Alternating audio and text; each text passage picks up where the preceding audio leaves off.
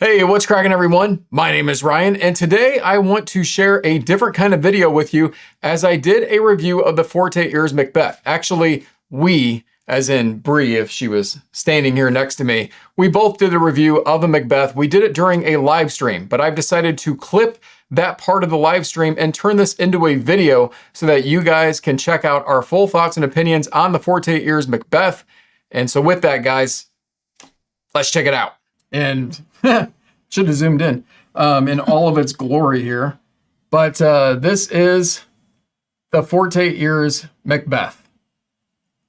And, you know, if this is going to give any kind of a preview, if you guys have watched my Cayin Jam video or our Cayin Jam video, you've heard me talk about this twice.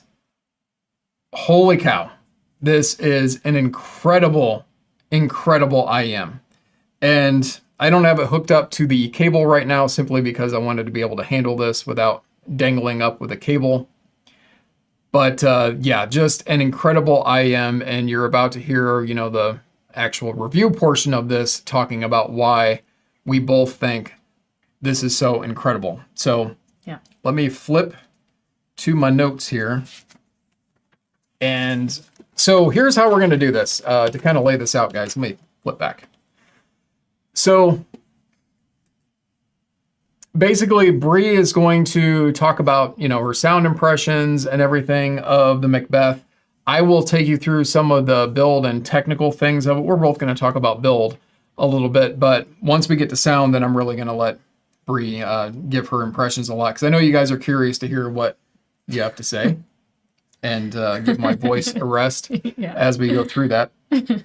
But maybe I can leave this up here for right now so we can kind of show off the Macbeth and that beautiful plating on there. Okay, so for starters, the Macbeth is a $4,000 flagship IEM from Forte ears. It is basically their first IEM that they came out with. And like I said, flagship level. They're working on another IEM right now.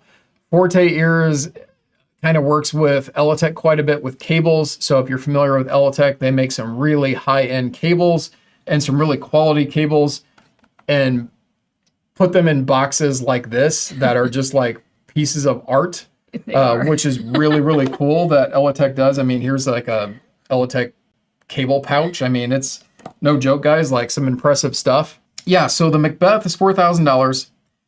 It has 11 drivers. So as you can tell, it's a chunky boy, so you gotta be a little bit bigger if you're gonna put some drivers in there. It has the Forte circulatory relay, which is the FCR. It's basically a 5-way crossover for precise controls of your sound, which I will talk about that here in a minute. And I actually wrote down a quote from their website, planar headphone-like performance. Okay. I wrote that down because I think that summarizes the Macbeth up very, very well. So with the 11 drivers, it is 5 BA drivers, it is 2 bone conduction drivers, and it is 4 electrostatic drivers. And it's also got an acoustic resonance chamber, and all that's in here in this chunky IEM. Yeah, it's crazy, but it's crazy good, and it all works together in just this harmonious way that is beautiful. So the driver itself, as far as just technical standpoint, guys, it's 7.3 ohms of impedance, has sensitivity of 104 dB, and that's at 1 kilohertz. This is not the most ultra sensitive of IEMs. I think that's also a good thing. I've been able to pair this up with quite a few different things and not have too much of an issue with any kind of noise or anything like that.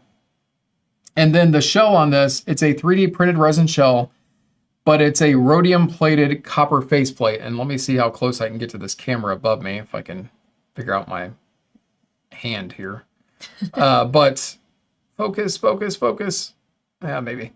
So that's a rhodium-plated copper faceplate, and it is a 2-pin connector on here as well. It's just person-to-person subjective, but it is pretty beautiful, I gotta say, on the faceplate. So, and you'll hear more about that in a second. In fact, I think that is a good time for me to stop talking for a second and let Bri chime in on what do you think of the build. We'll start with just the build of the Macbeth.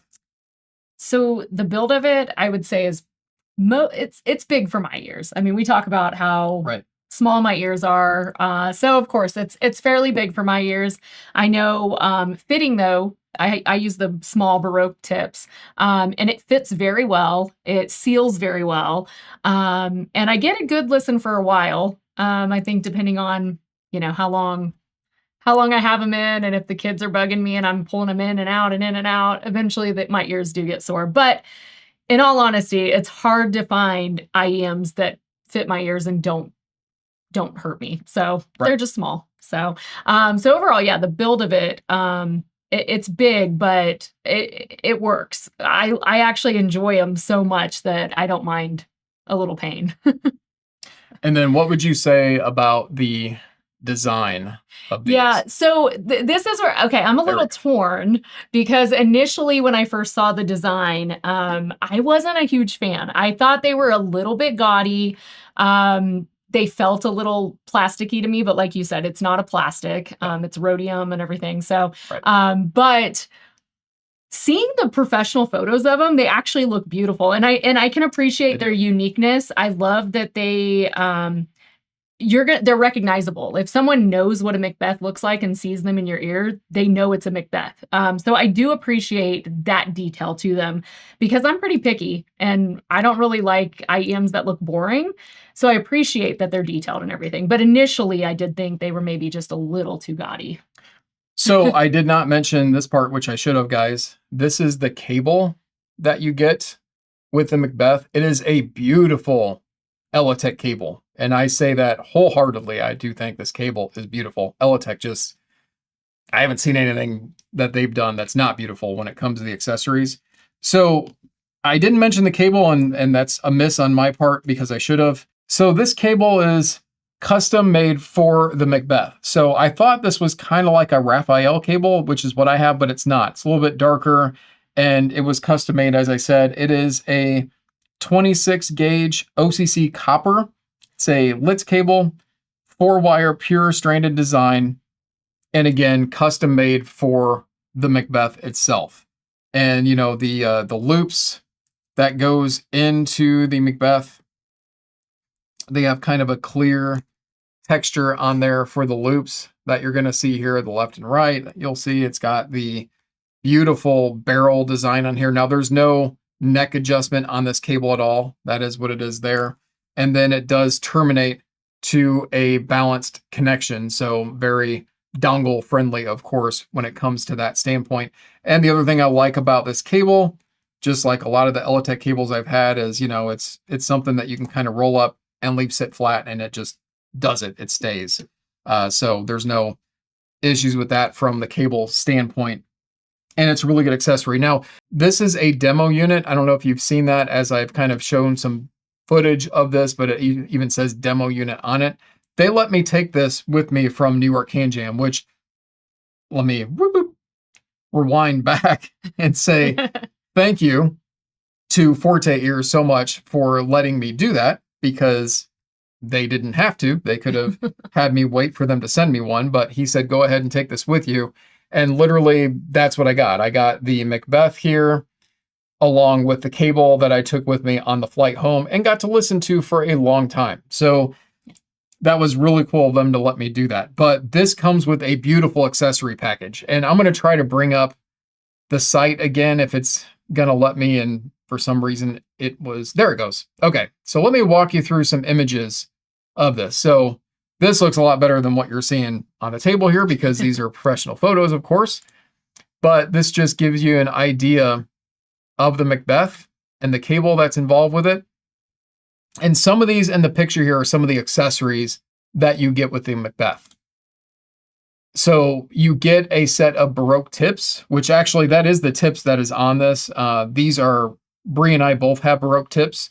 So it was kind of nice that that's what comes with the Macbeth as well, since that's what we use. And you get a set of small, medium, large, and extra large with the Baroque. Very soft silicone material. I mean, these like melt in your ears. That's how good the Baroque tips are. And then this is the accessory package. So you see this nice zipped leather case, which has just all kinds of art going on here again with what they do. and some different informational cards here. And we think this is a cleaning cloth. We're not for certain, but that's kind of what that looks like. I told her, I was like, it looks like a Treasure Island map, but it's cool. So that would be the accessory package you would get were you to get the Macbeth retail, and then just some up close shots of the cable there. Hey, it's me again. Just a quick reminder here to please like videos like this one if you do like them, and also subscribe to the channel if you have not done so already. I also have a Patreon. If you'd like to further support the growth of the channel, I would highly appreciate that. All right, let's get back to the video. What we paired this up with, you've used the RU7 mostly? Yeah. So the first time I listened to him at Cayin Jam, it was with the RU7, and then since we've had him in, I tried the DC Elite briefly, and then the iBasso Nunchako. So. Sorry, I'm smiling because of something I can't wait to tell you guys about. Yeah. Yes.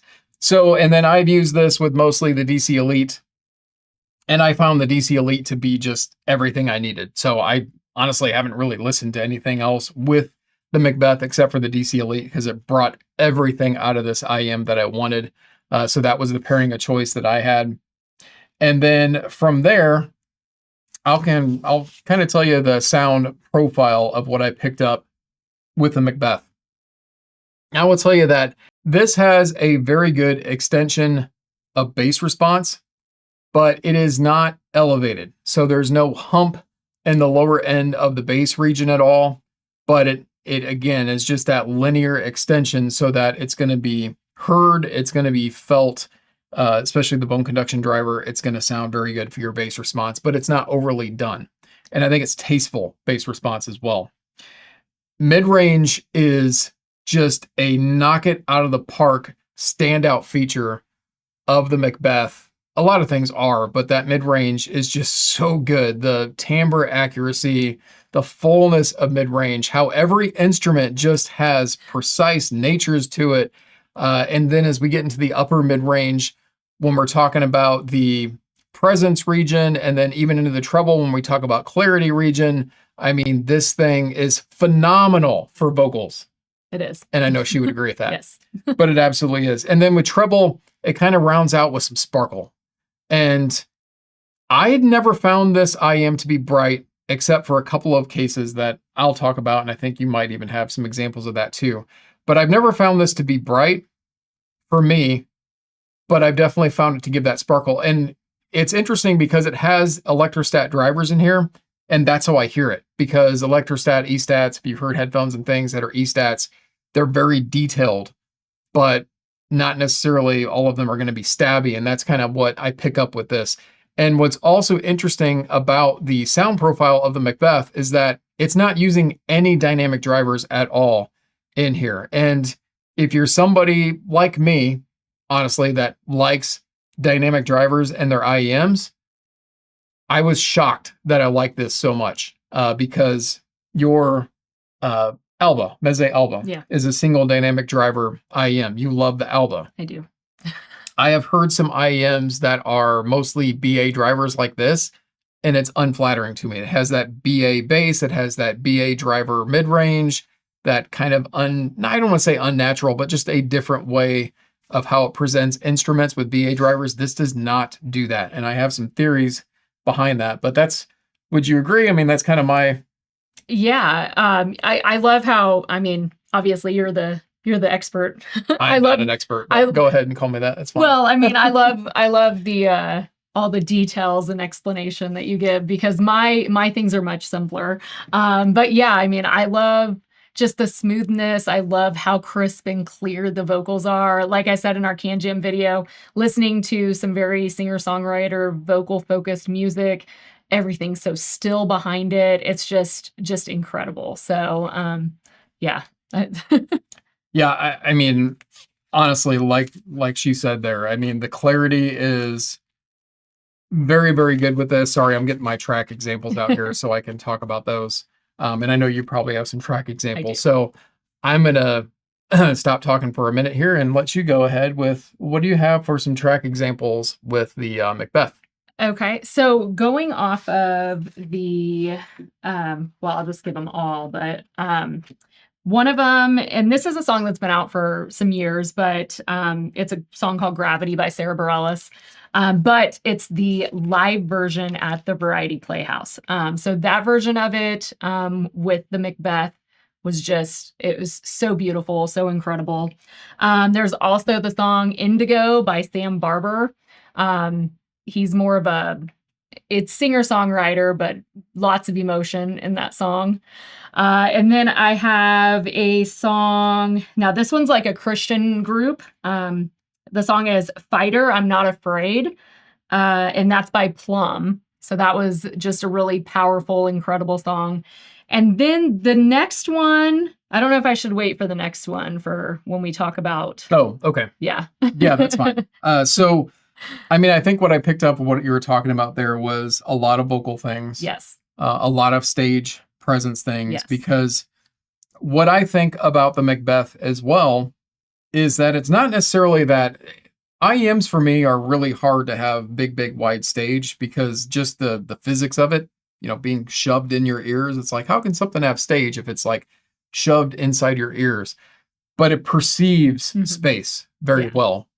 And it perceives depth very well and layering very well and being able to hear things rows back and being able to understand that I'm hearing a vocalist very front and present, but I'm hearing this arrangement around them that just sounds big is impressive to do with an IEM, in my opinion. So, to get back to my track impressions, my first one I wrote down was called Toccata by Marcin. And I like talking about Marcin. There's no vocals or anything with Marcin's music. It is just a guitar, but a very just like beautiful guitar that he plays. And there's a lot of like the tapping on the guitar. I don't even know what the correct.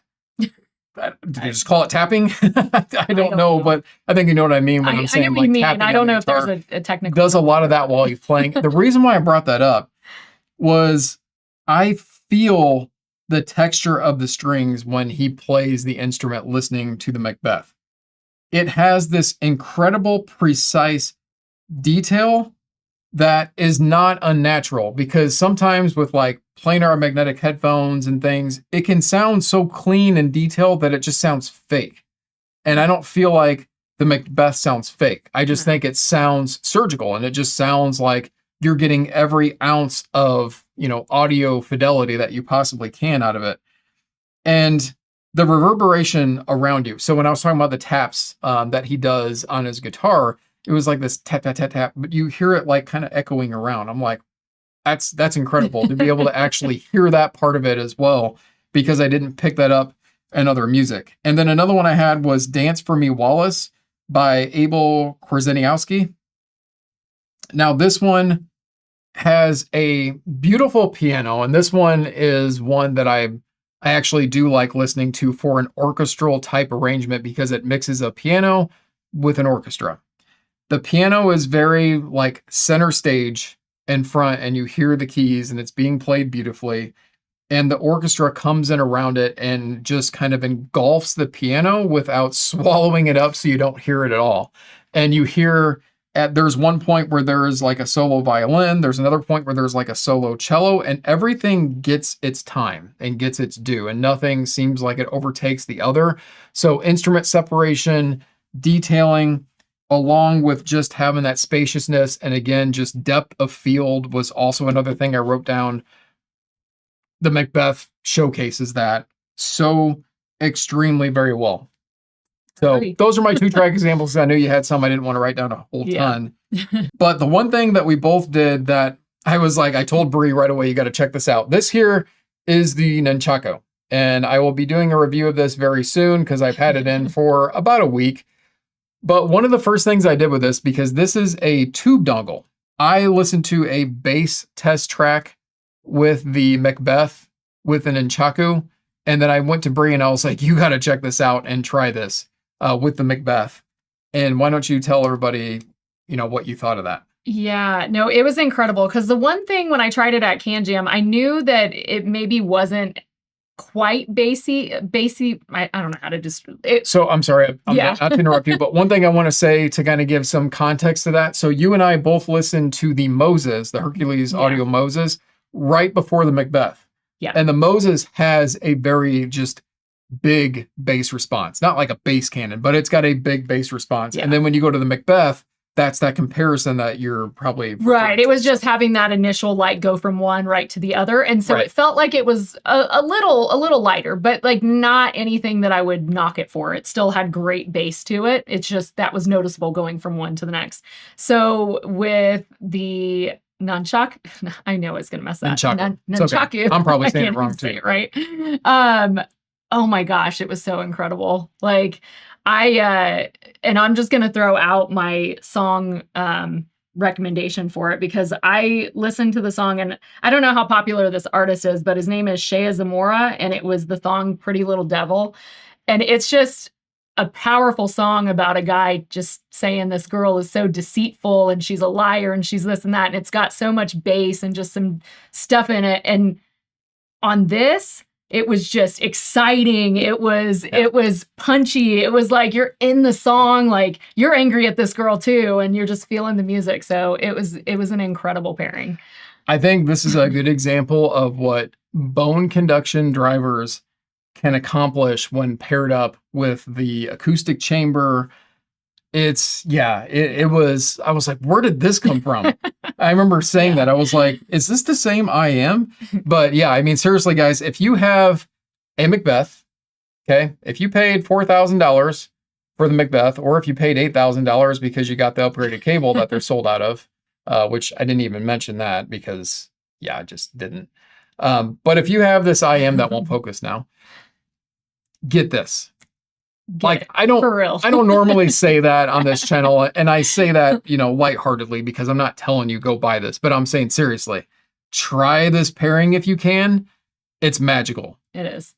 And tubes and IEMs aren't something that's always paired up together, but it is such an incredible, just tube experience. Really, that's the best way I know to describe it, because like I said, the bass response that you get out of this is just not overwhelming. It's just huge. It reminds me of the Aris, to be honest, the Aris headphone. It rumbles in your ear because those bone conduction drivers are just like, they're like, what happened? But seriously, it just rumbles in your ear. It's incredible with this thing. Like I said, this is not an analytical pairing, but it's a super fun pairing with the Macbeth. And if you spent $4,000, spend another $300 and try this. Yeah. Or if you know somebody that has one that you can borrow one, or go sample it from Audio 46 or something like that. I mean, seriously, try it out. It's really, really cool. Now, this is normally the part where I would talk about comparisons to the Macbeth because I like to do that with headphones. I'm sorry, guys. I don't really have any comparisons with the Macbeth. I don't have a Moses on hand. Yeah. I've not heard the Storm that was mentioned earlier. But just as it is alone, is it worth $4,000?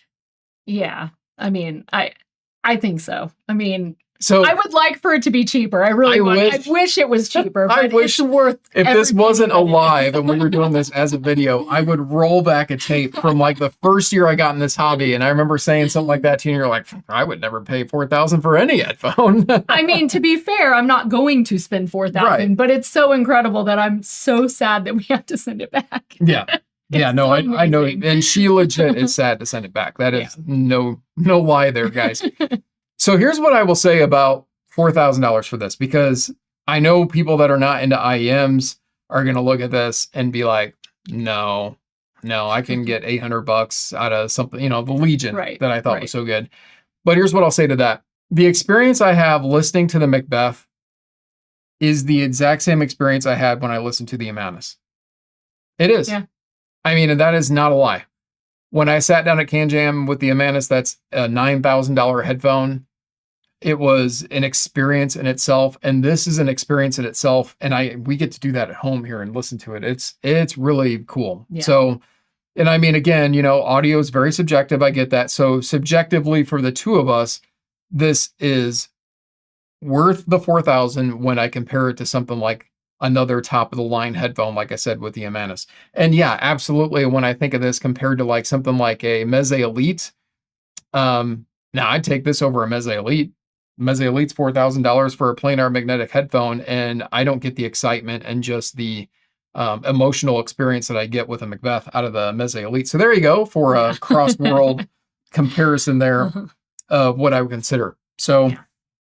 and again, just a big thank you to Forte Ears for letting me bring this back and have some time with it. And I'll have to pry it out of Bri's hands as we have to pack it up and ship it back out. But it's been an incredible experience. And I can't wait for the, he's got the Faust. It's the prototype that was at that was at New York. And I can't wait to hear what that one sounds like when it gets to its final. Because I mean, this is going to be a tough one to follow up. Yeah. Since they did so very well with this out of the park. So hopefully you enjoyed that video recap of the Forte Ears Macbeth. I want to thank Bri again for joining me and giving her thoughts on the Macbeth as I had to pry it out of her hands to send it back to Forte Ears. Forte Ears, again, thank you so much for sending out the Macbeth. We both enjoyed our time with it, probably a little too much, which is not a bad thing as far as IEMs go. And guys, let me know in the comments down below what you think of this high-end IEM market. What are your favorite things? Are you going to check out the Macbeth, among other things? I would like to know. Thank you again so much for watching, and I will see you in the next one.